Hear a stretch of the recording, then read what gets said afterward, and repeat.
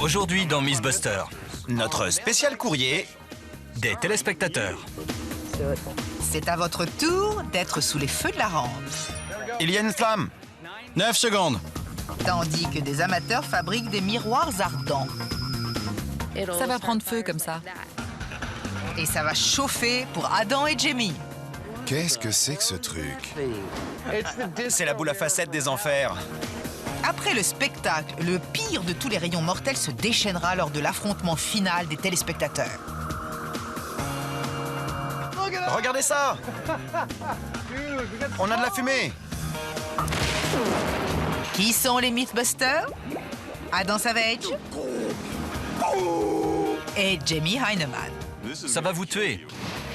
À eux deux, ils ont plus de 30 ans d'expérience dans le domaine des effets spéciaux. Voilà, c'est exactement ça. À leur côté, Tori Bellecci, Je suis impatient de voir ça. Carrie Byron Elle a percé le crâne. et Grant Imahara. Ne dis pas un mot. Ils ne se contentent pas de recenser les mythes, ils les mettent à l'épreuve.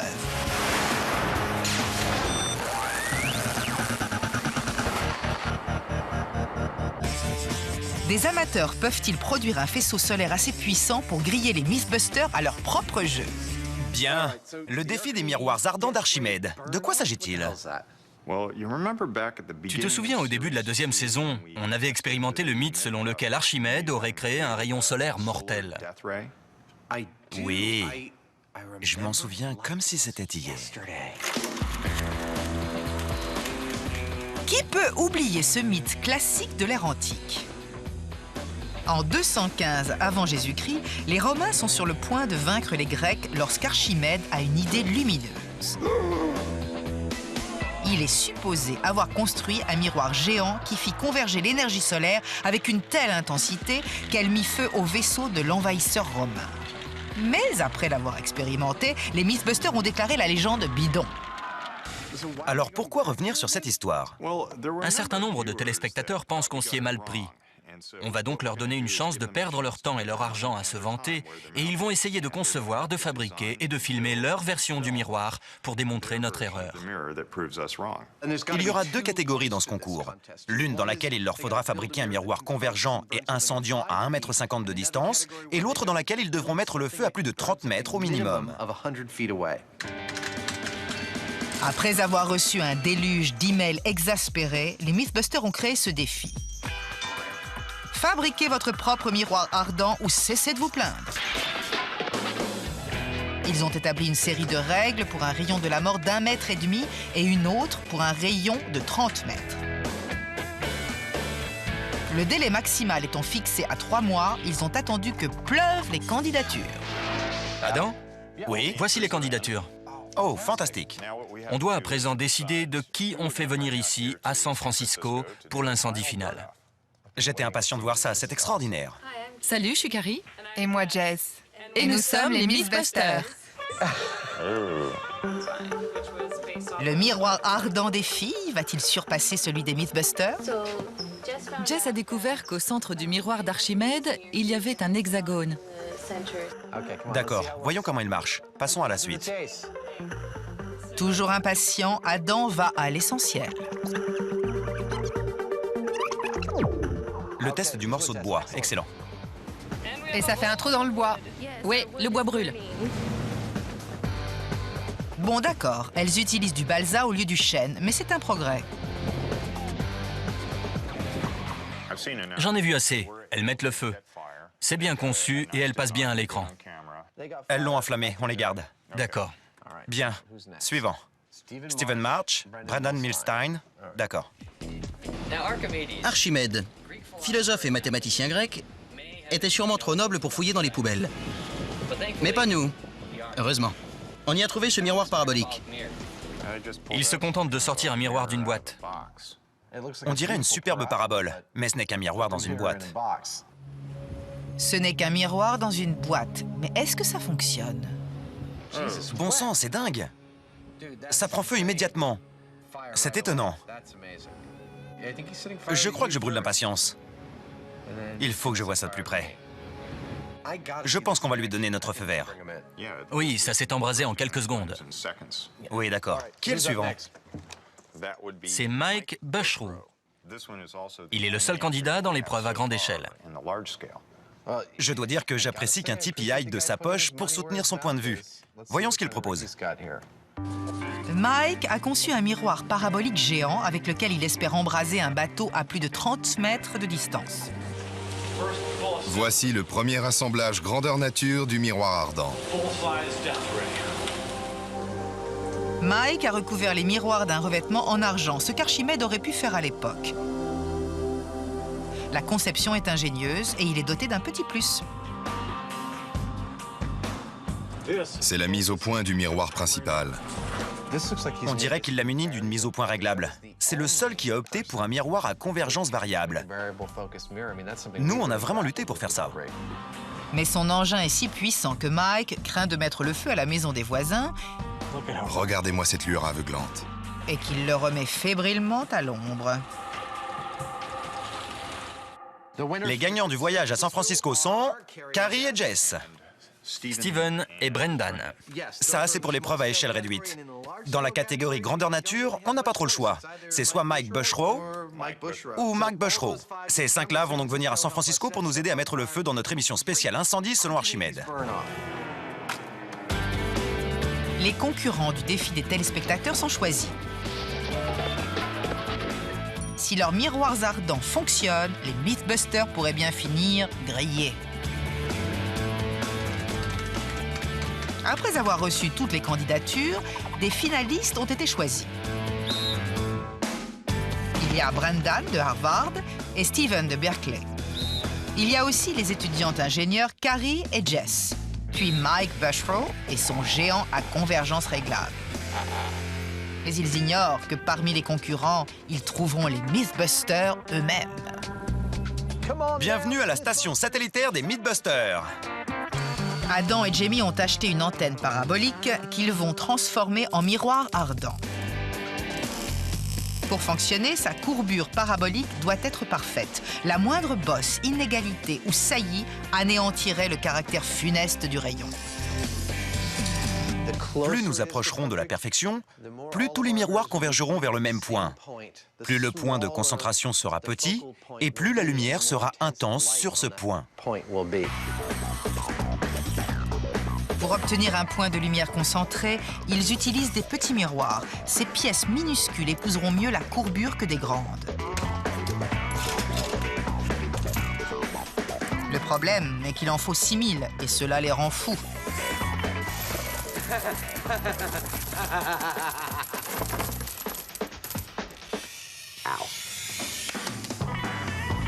Il leur faut 10 heures pour tous les coller.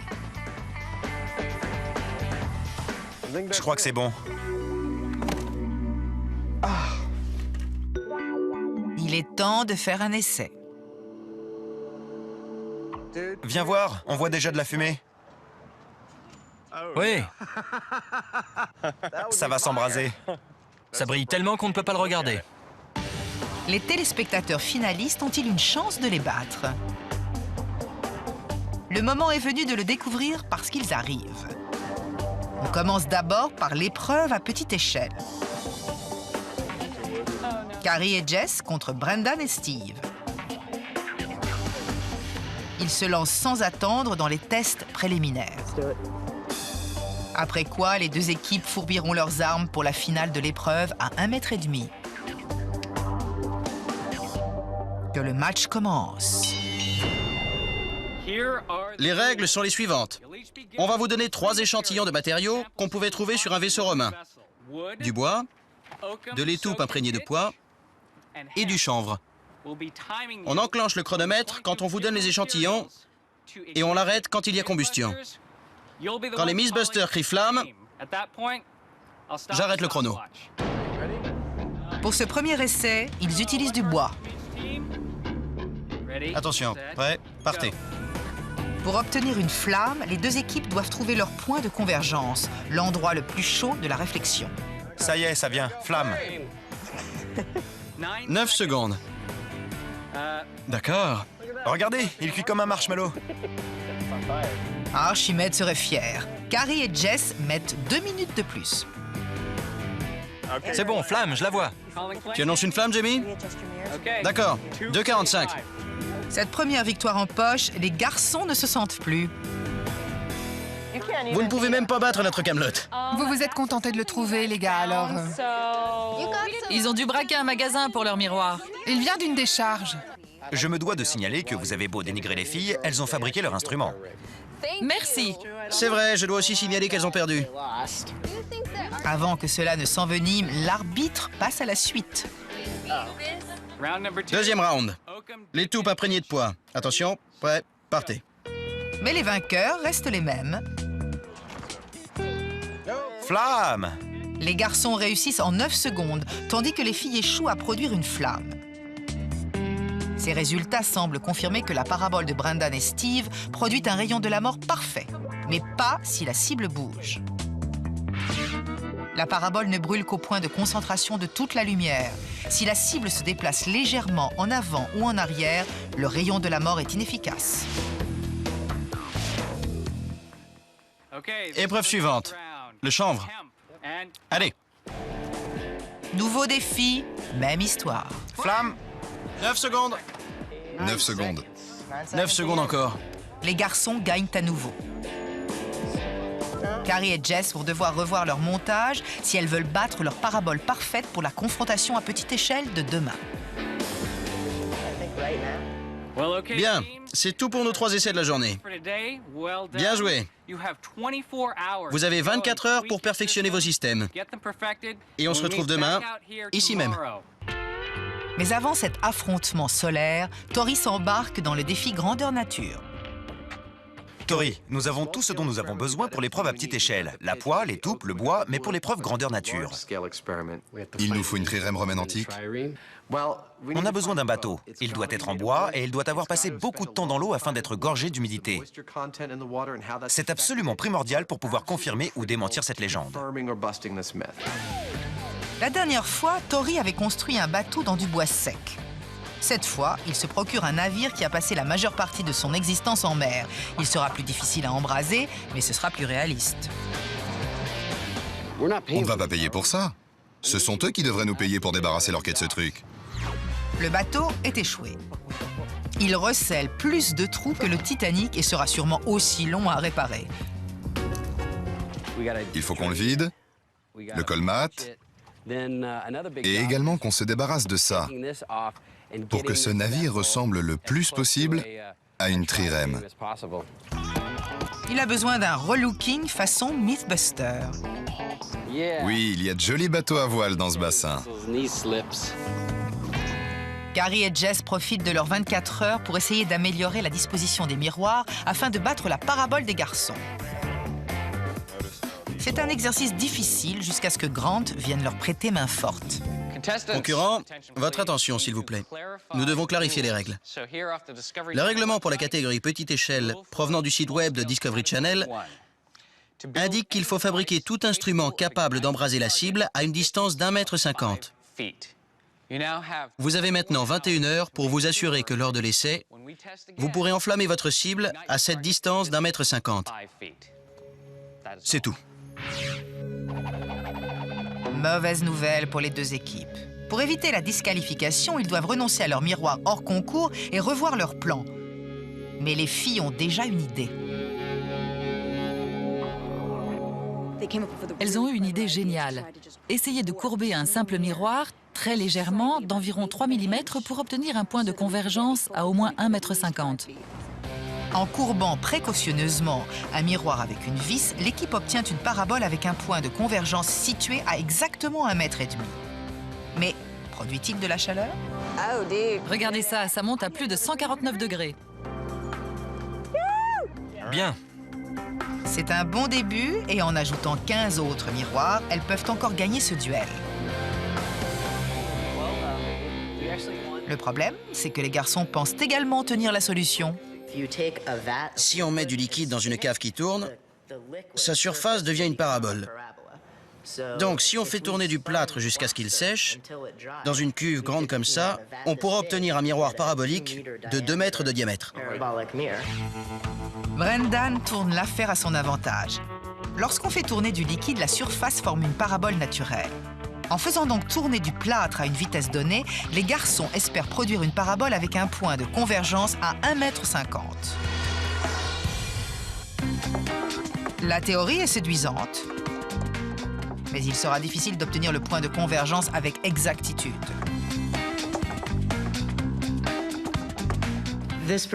Cette parabole devra être presque plate pour que le point de convergence soit assez distant. Elle a l'air assez plate, je suis confiant. Tandis que l'heure tourne, les garçons n'ont-ils pas été un peu trop optimistes? En vue de la compétition à grande échelle, le finaliste Mac Bushrow vient d'arriver et son dispositif le suivra de peu. Mon miroir, l'épée d'Archimède, est si imposant que je n'ai pas pu le mettre dans un avion ni dans ma voiture. Il n'y avait pas de camion de location assez grand, on a dû le faire transporter spécialement et je suis impatient qu'il arrive pour le montrer à Adam et Jamie. Mais avant l'épreuve grandeur nature, la finale de l'autre catégorie n'est plus que dans 1 heure. Brendan, Stephen, Carrie et Jess travaillent tous d'arrache-pied pour terminer leur rayon de la mort miniature. Je pense que notre nouveau montage va faire merveille parce que nous avons déjà réussi à mettre le feu avec un seul miroir convergent sur la bonne distance. Dès que les 15 autres seront prêts, ça va prendre feu comme ça. La parabole des garçons a mis 15 heures à sécher. Elle a été recouverte d'une feuille réfléchissante et elle est prête pour un test de température. Il y a de la chaleur, c'est certain, mais tout juste de quoi réchauffer un sandwich. 43, 44 degrés. C'est pas terrible. Pendant que Adam le polit pour le rendre plus efficace, Ce n'est pas une mauvaise idée. Brendan et Stephen ont une idée de dernière minute. On va créer un léger vide dans cette marmite en acier, puis, si on la recouvre de mylar, ça devrait aussi former une parabole. En contrôlant attentivement la dépression due au vide, ils devraient pouvoir ajuster le point de convergence à 1,50 m. C'est ingénieux, mais bien loin des techniques accessibles à Archimède. L'instant fatidique est venu pour les deux équipes. C'est maintenant ou jamais pour la catégorie petite échelle. Attention, prêt, partez. Première partie, le bois. Rappelez-vous que cette fois, la distance d'embrasement est d'exactement 1,50 m, sous peine d'être disqualifié. 1,50 m, encore. Et les garçons sont dans les choux. On est au repère. Ça va pas aller, Grant. Notre parabole n'est pas assez plate. Son point de convergence est bien plus proche que ça. On dirait qu'ils déclarent forfait. Ils ne peuvent rien brûler à 1,50 m. Il semble que nous allons gagner. Allez, Le dispositif des filles est peut-être adéquat, mais il n'est pas très efficace. Il y a beaucoup de fumée, mais pas de feu. Pendant qu'elles attendent l'embrasement, Brendan et Stephen se tournent vers leur ingénieux plan B. En ajustant la dépression du vide, ils établissent leur point de convergence à exactement 1,5 m. Mais comme les filles, ils n'obtiennent que des signaux de fumée. Étant donné les conditions parfaites, peut-on vraiment les considérer comme des rayons de la mort?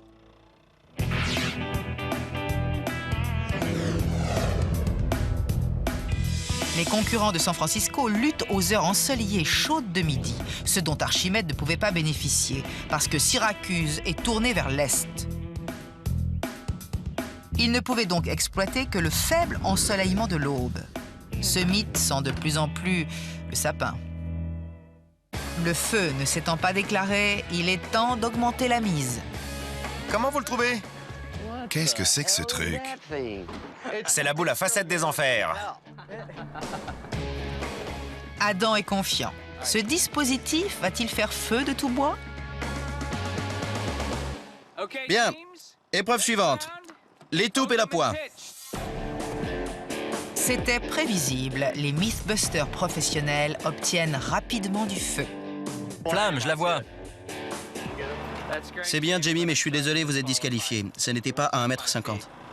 On n'était pas au courant pour la distance obligatoire. Il n'y avait pas de règle quand tu nous as demandé de le fabriquer il y a une semaine. En fait, la règle était déjà édictée. Les Mythbusters ont simplement oublié de vérifier le règlement et sont donc éliminés. Mais alors que leurs concurrents reprennent courage, le soleil se cache derrière les nuages. Un autre mauvais point à l'encontre de cette arme.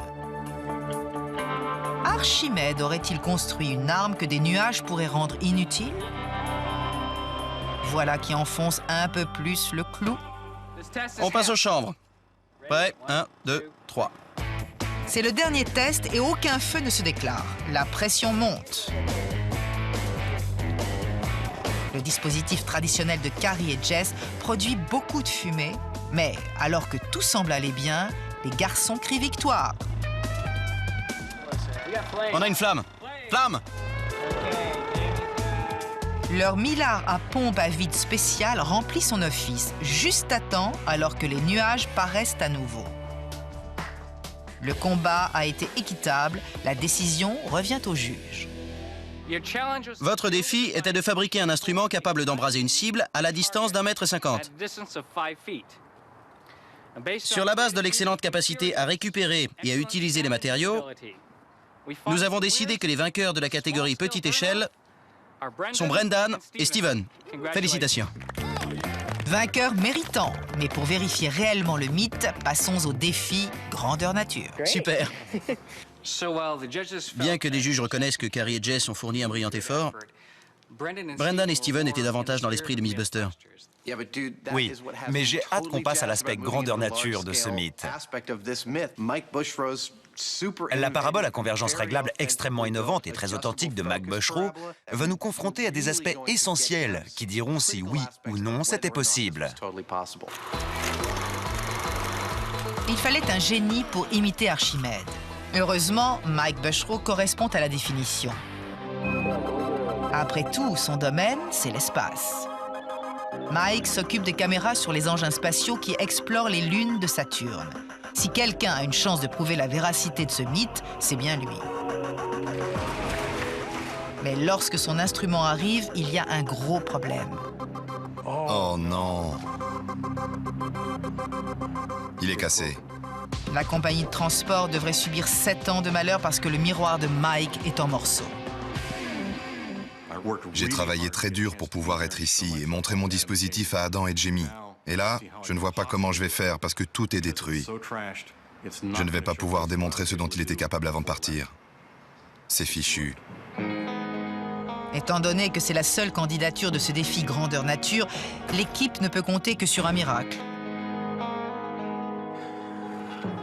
Autrefois un puissant guerrier, aujourd'hui une épave. Les Mythbusters pourront-ils recoller les morceaux ou le mythe a-t-il volé en éclats? On pourrait remonter les pièces et lui redonner un aspect respectable, mais il n'enflammera plus jamais de bois. Il semble que le seul candidat de la catégorie grandeur nature soit KO pour le compte, jusqu'à ce que les Mythbusters jouent de chance. C'est une veine incroyable.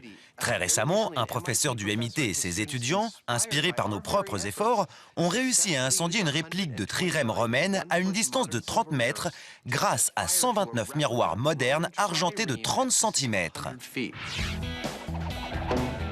Apparemment, leur miroir ardent fonctionne. Au MIT, l'Institut technologique du Massachusetts, les étudiants ont repéré les inconvénients de la parabole. Ils utilisent donc une approche différente. Il leur faut moins de 10 minutes pour faire converger 129 miroirs en verre sur leur navire de chaîne et quelques instants plus tard,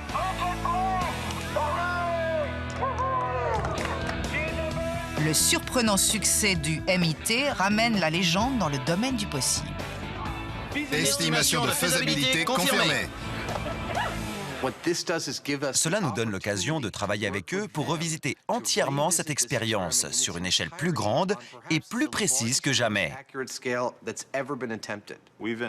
Nous les avons invités à venir à San Francisco pour réitérer leur expérience, excepté qu'ils utiliseront un véritable bateau pour cible, des miroirs en bronze, et qu'ils devront provoquer un incendie à bord à une distance correspondant à une portée de flèche, ce que le rayon de la mort originel était supposé faire. Pour cette expérience définitive, les Mythbusters vont construire 13 portes-miroirs. Les 300 miroirs de bronze seront tous légèrement courbés pour s'assurer que leur rayon lumineux réfléchi ne se dissipe pas sur la distance. Cela exige un gros travail, mais Adam et Jamie sont plus qu'heureux de l'effectuer. Ce sont les gars du MIT qui l'ont conçu. Et je dois leur dire, je vous remercie. Parce que c'est un de ces jours très rares où je n'ai qu'à venir et fabriquer quelque chose dessiné par un autre que moi. Je dois dire que c'est un plaisir extrême. Il est heureux qu'il y prenne du bon temps parce qu'il y a beaucoup à faire. Adam et Jamie ne sont pas les seuls Mythbusters à préparer l'énorme ensemble de miroirs. Carrie est en plein polissage. Quand j'ai commencé le polissage du bronze, je me suis pas rendu compte qu'il y avait 50 de ces panneaux. Au prix du polish, le budget des Mythbusters risque d'exploser. C'est une expérience sérieuse. C'est la deuxième en 3 heures. Celle-ci n'est qu'à moitié faite. Ça fait 1,5 en 3 heures. Cette tâche exige beaucoup de temps. Alors pourquoi choisir le bronze?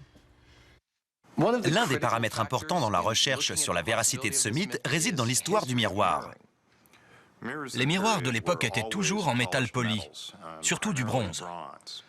On a la preuve qu'ils étaient capables d'argenter certains de ces miroirs en métal, mais on n'a retrouvé aucun miroir de l'époque d'Archimède plus grand qu'un miroir de poche. Je crois que les premières tentatives de revêtement au dos d'une plaque de verre n'ont eu lieu qu'au XVIe siècle environ. Et les grands miroirs optiques, tels que nous les connaissons aujourd'hui, n'ont été produits qu'à partir du début du XIXe siècle.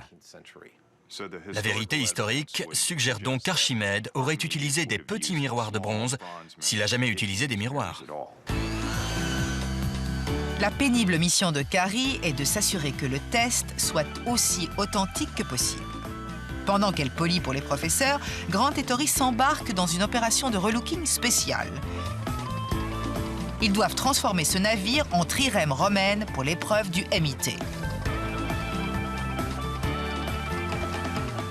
C'est le bateau? C'est lui. Comment tu le trouves? Tu aimes? Il est en forme, non? En fait, non. Mais ça ne va pas durer. Un rapide travail à la tronçonneuse et le voilà décapoté en un rien de temps. Et en décapotable. Non. Il est démonté lentement, mais sûrement. Après 4 heures de travail éreintant, il ne reste plus qu'une chose à faire.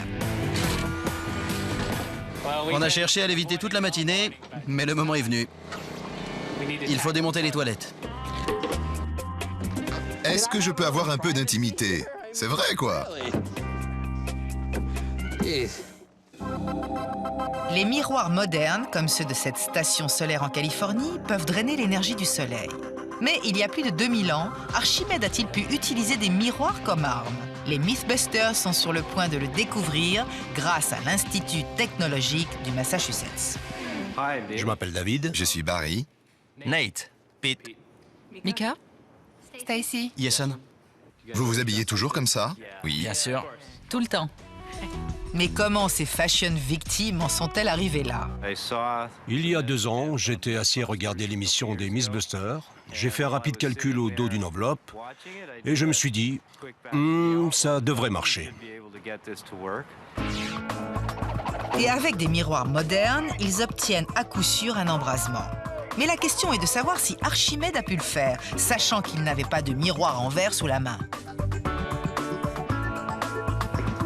Donc cette fois, le MIT va utiliser des miroirs de bronze.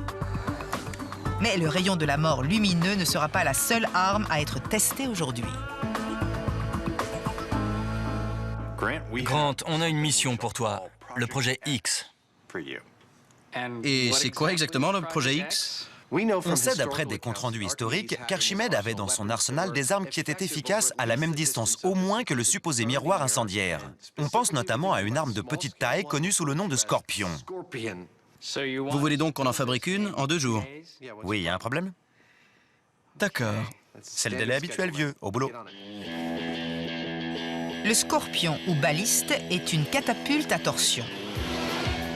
Comme une arbalète géante, elle a un rayon d'action d'environ 200 mètres. Et Grant doit en fabriquer une dans le délai imparti pour l'épreuve grandeur nature. Sa puissance lui provient d'un ressort à torsion qui, à l'époque d'Archimède, était composé d'une matière plutôt répugnante. Tori et Grant pensent qu'il s'agit d'un tendon de taureau, mais Carrie a une petite révélation à leur faire. Non, c'est pas un tendon. Attrape l'autre bout. Qu'est-ce que c'est? Un pénis. C'est le pénis du taureau? Répète ça. C'est... Tu es sérieuse? Non. Si, c'est le pénis. Non. C'est un long pénis fin que tu as là. Selon Grant, un long pénis fin et élastique est idéal. Mais fonctionnera-t-il? Prends ce bout, je tiens l'autre. Bien, on y va. Tords-le un peu plus de ton côté. D'accord.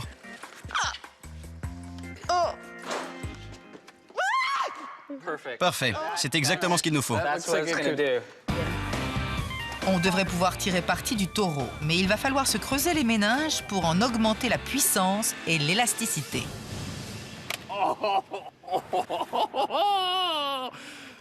Bon sang. Je vais faire des milkshakes de cervelle aujourd'hui.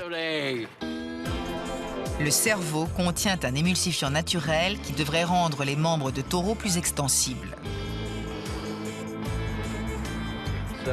Il faut juste recouvrir d'une bonne couche les morceaux séchés de taureau. Plus on en met, plus ils seront élastiques. Après quelques heures de ce traitement, on peut attaquer l'étirement. Plus ils sont élastiques, plus le ressort à torsion sera efficace. Qu'est-ce que tu fais? On dirait que tu t'es mouché dessus. Je suis sûr que personne ne remarquera rien si vous voulez les emprunter pour ce week-end. À plus tard, Tori. Tes cervelles et tes pénis sont trop mauvais pour rester ici. C'est dégoûtant. Je ne sais pas comment il fait. Pendant que les ressorts à torsion prennent un peu de détente, Adam et Jamie sont sur le quai, prêts pour l'expérience finale. C'est horrible là-dedans. Ces dernières 48 heures, les Mythbusters ont fabriqué toutes les pièces du monstrueux rayon de la mort du MIT. Il faut à présent les assembler. La première est prête. Heureusement, le reste de l'équipe arrive. Regardez, les gars du MIT. En ayant terminé avec le polissage, l'équipe du MIT vient prêter main forte au montage de la plus grande reconstitution d'un miroir ardent de l'histoire. Qui plus est, en utilisant seulement des matériaux accessibles à l'époque, ce qui assure que le test correspond en tout point à ce qu'aurait pu faire Archimède, ce dont leurs prédécesseurs ne se sont guère souciés. Il existe une longue liste de personnes ayant tenté de reconstituer l'épisode du miroir ardent d'Archimède. Le premier dont l'histoire a retenu le nom est le comte de Buffon en 1747. Il a utilisé 168 miroirs de verre et a réussi à incendier du bois à une distance d'environ 46 mètres. En 1973, le docteur Yannis Sakas, un chercheur grec, a réussi l'expérience grâce à 60 marins tenant des réflecteurs d'1,80 m par 60 cm et en obtenant un embrasement à 49 mètres. Est-ce que ça n'apporte pas quelque crédibilité à la légende? Oui, cela prouve qu'on peut enflammer du bois à l'aide de réflecteurs. Mais dans le cas de Buffon, il s'agissait d'une pièce de bois imprégnée de créosote. Et dans le cas de Sakas, c'était du contreplaqué fixé sur une barque. Aucune n'était une cible réaliste et elles étaient immobiles. Exactement. La cible des Mythbusters préparée par Grant et Tori sera immobile. Oh, il y a un problème. Mais bien plus réaliste. Son bois est épais, imprégné de poids et humide. Ce navire a passé sa vie en mer. Regardez ce que Jamie tient en laisse. Une fois le bateau amarré, il est temps de passer au baptême du feu. Pour que je considère cette légende comme plausible, il faut que cette arme fonctionne assez rapidement et draine assez d'énergie pour incendier le navire dans l'eau à la plus grande distance possible. Après ces paroles de sagesse, ils affinent les derniers réglages de leurs miroirs ardents et bénéficient d'une venue inespérée. L'instrument géant de Mike Bushrow a été ressuscité et rejoint le dispositif du MIT. Je vais tout d'abord ajuster le miroir de visée. Ne vous alignez pas encore. Le professeur Wallace pointe le miroir de visée sur la coque. Tous les autres miroirs seront ensuite alignés sur lui. Pour les miroirs en bronze à 43 mètres, alignez-vous maintenant. Et c'est parti! La vitesse d'exécution et la précision sont vitales. Plus le point lumineux est petit sur le navire, plus la chaleur sera intense. Et plus vite ils agissent, plus l'arme a une utilité. Mais au bout de 5 minutes, l'alignement est encore en cours. Les Romains avancent. Ils ne sont qu'à 30 mètres des murs. Nos viseurs sont prêts. Plus vite, esclaves! Protégez vos maîtres! Après ces paroles magistrales et stimulantes de Adam, les derniers miroirs sont positionnés et l'effet est évident. Regardez! Il y a de la fumée. Génial! Regardez-la s'échapper de la proue.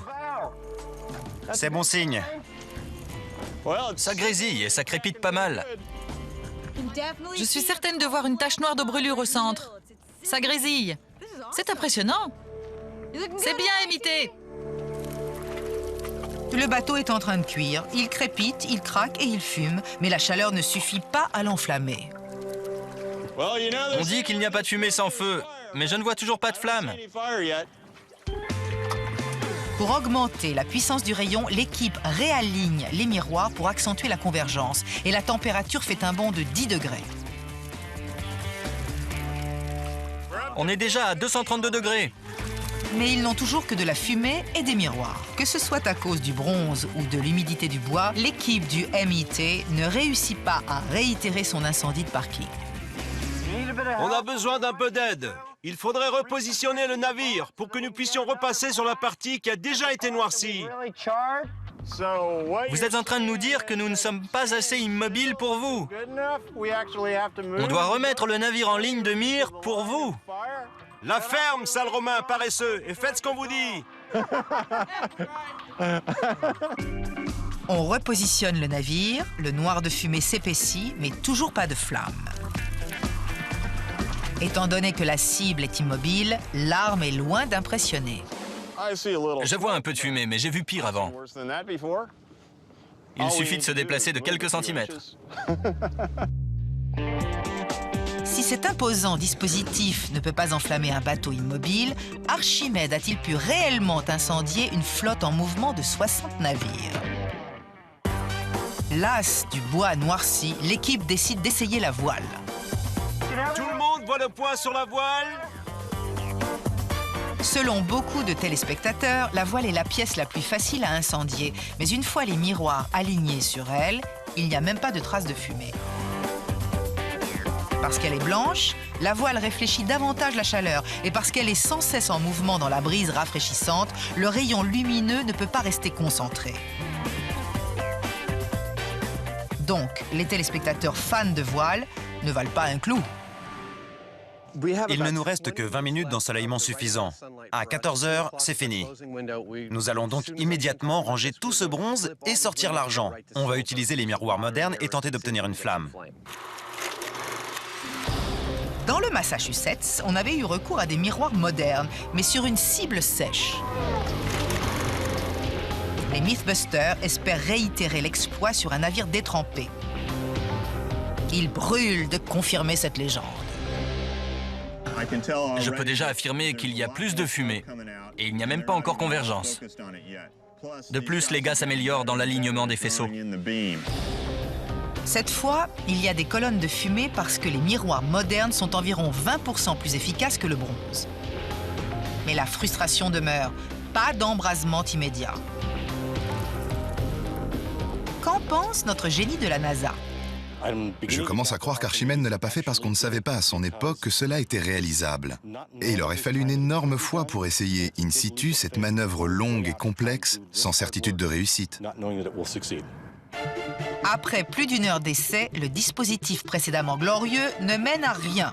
Ce qui signifie que cette légende est de plus en plus chancelante, surtout si on l'agrémente d'une leçon d'histoire. Tu sais, Adam, ce que beaucoup ne réalisent pas, c'est que cette émission est toujours préparée en s'appuyant sur des enquêtes documentées à la recherche de preuves historiques. Et dans ce cas, il n'en existe presque pas. Le premier et probablement le meilleur compte-rendu de la bataille de Syracuse a été écrit par Polybe, contemporain des soldats qui se sont réellement battus là-bas. Et il ne fait jamais mention d'incendie ou de miroirs ardents. Le premier à mentionner l'usage de l'incendie est Lucien, mais c'était 300 ans plus tard. Et il n'indique nulle part l'utilisation de miroirs. C'était seulement du feu. La première mention certifiée de miroirs ardents dans la bataille de Syracuse est due à Anthemius, presque 800 ans après la bataille. Et c'est sa description qui s'est répandue au XIIe siècle et qui a finalement fondé la légende que l'on connaît aujourd'hui. Les livres d'histoire finissent par être le clou de cette légende. Au port, le temps passe. En ce qui concerne l'ensoleillement, on entre dans une partie de la journée où le soleil commence à décliner. On va sûrement pouvoir faire une autre tentative, bien que le rendement soit moindre. Cet essai étant le dernier, l'équipe change les règles. Bien, qu'on amène le navire à 23 mètres, soit la moitié de la distance. Le fait de réduire la distance de moitié augmente la puissance du faisceau. Tous les miroirs sont alignés en quelques secondes sur le bateau noirci. Flamme! Ils obtiennent enfin le feu. Félicitations, c'est génial. On va appeler ça un succès. C'est un effort méritoire, mais souvenez-vous que la légende ne porte pas sur la création du feu à l'aide de miroirs réfléchissant le soleil, mais que ce principe a servi d'arme à Archimède. Si on veut pouvoir incendier instantanément un navire, il faut un dispositif peut-être 4 ou 5 fois plus grand. C'est vrai, avec beaucoup de personnel sachant viser. 1200, 1500, 3000 miroirs? Donc, les miroirs ardents pourraient fonctionner à condition d'être plus nombreux. Ce serait certainement du gaspillage, surtout si l'on considère les autres solutions. Je crois qu'on est tous d'accord sur le fait que les miroirs ardents sont d'un usage difficile. Il faut viser avec précision, il faut beaucoup de monde et beaucoup de temps. On a donc construit quelque chose que nous savons qu'Archimède possédait dans son arsenal. Nous vous présentons le Scorpion. Prêt à le voir en action? Voyons cela. Bien, vous êtes tous prêts? Préparez-vous pour la puissance du Scorpion. À l'époque d'Archimède, cette catapulte tirait sa puissance de tendons d'animaux. Mais pour des raisons sanitaires, Grant et Tori ont été contraints de les remplacer par des cordes élastiques en nylon. Une fois tendues, elles vont propulser des flèches imprégnées d'une recette secrète de Jamie, une mixture inflammable. C'est à toi, tout le monde aux abris. C'est le moment de vérité. Aux armes, en joue! Feu! Grant, si j'étais sur ce navire, je serais plus effrayé par un type avec une pierre. Vous comprenez maintenant pourquoi les Romains étaient si terrifiés. Une question, ce n'était pas supposé être son arme la plus efficace? Nous, on a eu un départ de feu au moins. Oui, je sais. Mais il ne faut pas longtemps à Grant pour rectifier le tir. Aux armes, en joue! Feu!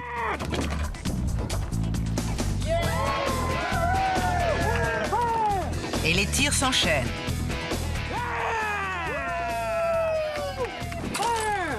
Pourtant, le navire refuse obstinément de brûler. Encore 20 comme ça et il va disparaître. C'en est trop pour l'impatient Jamie qui prend le problème à pleine main.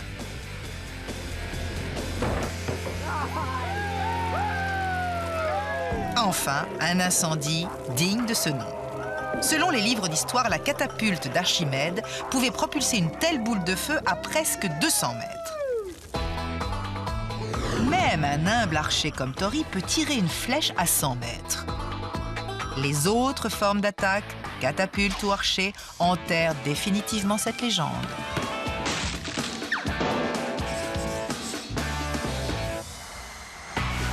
Ils ont déployé des efforts méritoires, mais n'ont pu que constater que les miroirs ardents sont trop peu pratiques. Et comme pour le prouver, le vent se lève et met fin définitivement à l'expérience.